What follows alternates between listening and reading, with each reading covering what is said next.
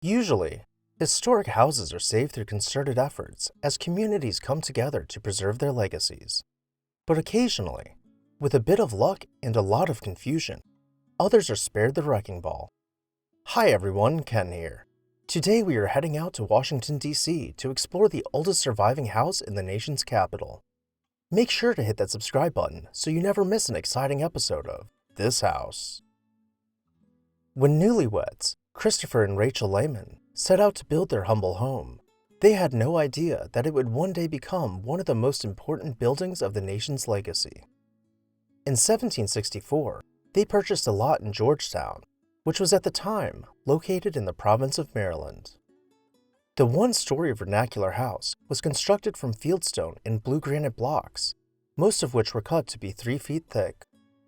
All the wood in the house, including the doors, were milled from local oak trees at a time when expansive forest blanketed the area we now know as Washington, D.C. Christopher suddenly passed away, and Rachel sold the stone house to Cassandra Chu, an affluent widow.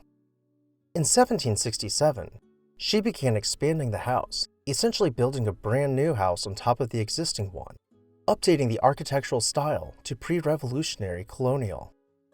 She raised the entrance of the house to the second floor, reserving the original first floor for servants and a kitchen. Later on, in 1790, it was found that a portion of her additions had been built beyond her property line, which she was forced to tear down. She took the loss of square footage with stride, deciding to build up since she was not able to build out, adding a third floor, puncturing dormers through its roofline. Before we check out Cassandra's additions to the house, let's make our way in through the lower level to see the original vernacular interior. The original home was simple with only enough space for a workbench and simple furniture to share the heat of the wood-burning stove. Behind this room, towards the back of the house, Cassandra added a new kitchen with a dumbwaiter to send food to the second floor, which would have arrived in the dining room. With wood-paneled walls and built-in storage cabinets, this sophisticated room highlights the rapid transformation of Georgetown from wilderness to stylish civilization where proper dinners could be hosted, something which would not have been possible just years earlier in the same house. The main room was finished out with expertly crafted millwork, including an elaborate fireplace mantel set in plaster walls. The third floor, though simpler, still boasted a level of quaint elegance as it was reserved for bedrooms. When Cassandra passed away in 1807, she left the house to her daughter, Mary Brumley. Instead of selling the home, she took it as an opportunity to start her own business, becoming a merchant in the ever-growing Georgetown. It continued to pass through the family for generations until it was finally sold off in 1875. By the 1950s, it had become a used car dealership, though no major changes had been made to the structure itself. When it went up for sale, it was slated to be torn down, but thanks to a local legend, it was spared the wrecking ball. For decades, a local legend told the tale of George Washington and Pierre Charles L'Enfant meeting in the old stone house to design the layout of Washington, D.C.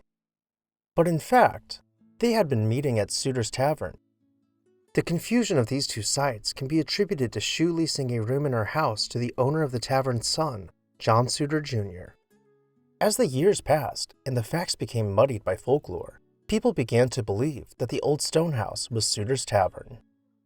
Subsequent owners even went as far as to place signs on the house, declaring that it was George Washington's former headquarters.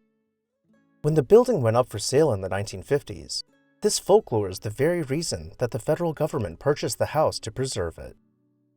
Though, upon further investigation, the truth was discovered. Nevertheless, the old stone house, possibly because of this confusion, was spared demolition.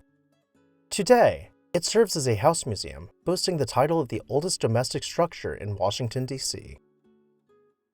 If you enjoyed this video, let me know down below in the comments section, and hit that subscribe button so you never miss an exciting episode of This House.